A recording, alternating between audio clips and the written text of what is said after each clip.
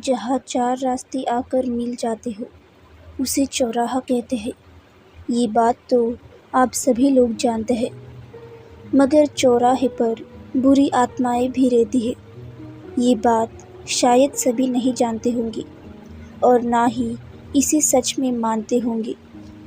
मैं भी उन ना मानने वालों में से एक था, मगर जल्दी ही मेरी ये सोच बदलने वाली थी। दिवाली का त्यौहार आने वाला था। हर तरफ रौनक ही रौनक दिखाई दे रही थी। क्या गांव और क्या शहर, सभी जगह दिवाली की धूम थी। पर कुछ लोग ऐसे भी थे जो इस समय भी जादू टोना, झाड़ फूंक इत्यादि करते हैं। तंत्र विद्या के बल पर शक्तियाँ प्राप्त करने की कोशिश करते हैं, मंत्र सिद्धि करते हैं और दिवाली का दिन उनकी नज़र में ये काम करने के लिए सबसे खास होता है। जब भी ये त्यौहार नज़दीक होता था, मेरी माँ मुझे हरदम कहती थी, बेटा दिवाली की रात को घर से बाहर मत जाना, पता नहीं क्या बला साथ दे। मगर मैं अन्य लड़कों की तरह इन बातों पर कुछ ज़्यादा ध्यान नहीं देता था, क्योंकि मेरा मानना था कि इन बातों में ज़्यादा कुछ सच्चाई नहीं होती है। मगर उस दिवाली की एक घटना ने मेरी इस धारणा को बदल कर रख दिया। मैं और मेरा एक दोस्त रवि हर रोज़ की तरह उस रात भी थोड़ा बाहर टहलने जाने वाले थे। लक्ष्मी पूजन की तैयारी चल रही थी। माँ बार बार मुझे देख रही थी और तैयारी भी कर रही थी। वह जानती थी कि मैं कभी भी यहाँ से खिसक सकता हूँ, क्योंकि यही मेरा रोज़ का काम था। हर रोज़ रात के समय घर से निकल जाना। मगर आज माँ ने मुझे बाहर जाने से साफ साफ मना कर दिया था। मैं उनसे रिक्वेस्ट करने लगा कि अभी 5 मिनट में मैं घर वापस लौट आऊँगा। ना चाहते हुए भी माँ को इजाज़त देनी ही पड़ी। मगर जल्दी लौटने की बात भी उन्होंने मुझे याद दिला दी थी। मैं जब घर से बाहर निकला तो समय 8:30 या 9 बजे के आसपास हो रहा था। रवि के और मेरे घर के बीच में एक चौराहा पड़ता था। जब मैं उस चौराहे के पास पहुंचा तो देखा कि आज वहां पर इतना ज़्यादा टोना टोटका किया हुआ था कि उससे बचकर निकलना मुश्किल था।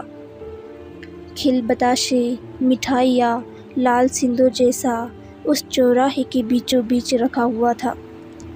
अगर मैं आगे बढ़ने की कोशिश भी करता तो मेरा पैर किसी न किसी चीज़ से लग ही जाता। इसलिए मैंने जेब से फ़ोन निकालकर रवि का नंबर डायल किया।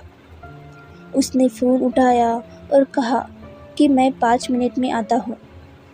मैंने सोचा कि अगर मैं घर चले जाऊँ, क्योंकि इसके 5 मिनट तो कभी कभी आधे घंटे में बदल जाते हैं और वो मन में सोचता है कि मुझे घर से बाहर ही नहीं निकलना चाहिए था। अभी मैं थोड़ी दूर ही चला था कि मुझे पीछे से किसी के पैरों की आहट सुनाई दी। मैंने रुककर पीछे मुड़कर देखा तो मुझे कोई भी नहीं दिखा।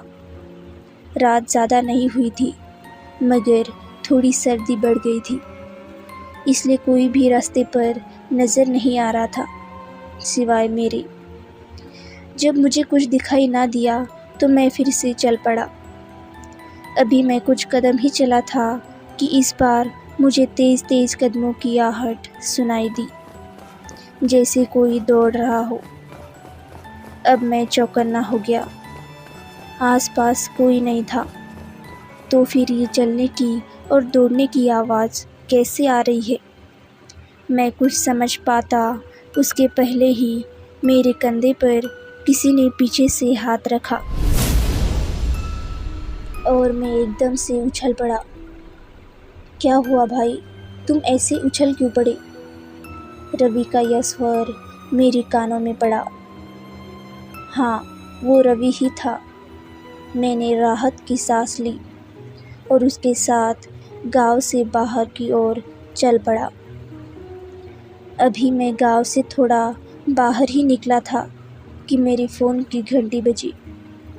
मैंने बिना नंबर देखे ही फ़ोन उठाया और कहा हेलो, और उधर से जो आवाज़ आई उसे सुनकर मैं बुरी तरह चौंक गया, क्योंकि दूसरी तरफ से जो आवाज़ आई वो रवि की थी। तो फिर मेरे साथ कौन है, ये सोचकर मेरा रोम रोम काँप गया।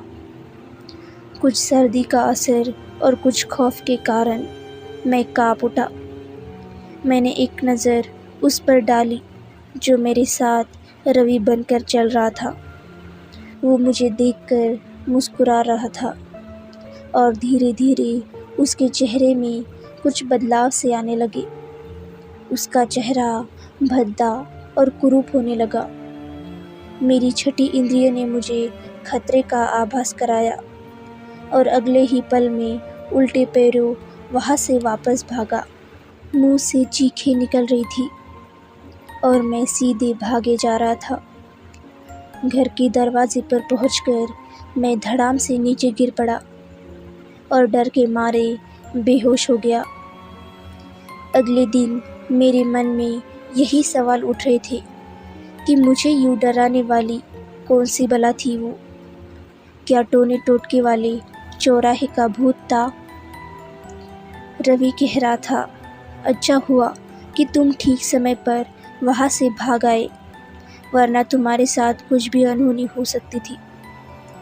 आज भी मेरा जिस्म उस घटना को याद करके काँप उठता है। तो दोस्तों, आपको चौराहे वाले भूत की स्टोरी कैसी लगी?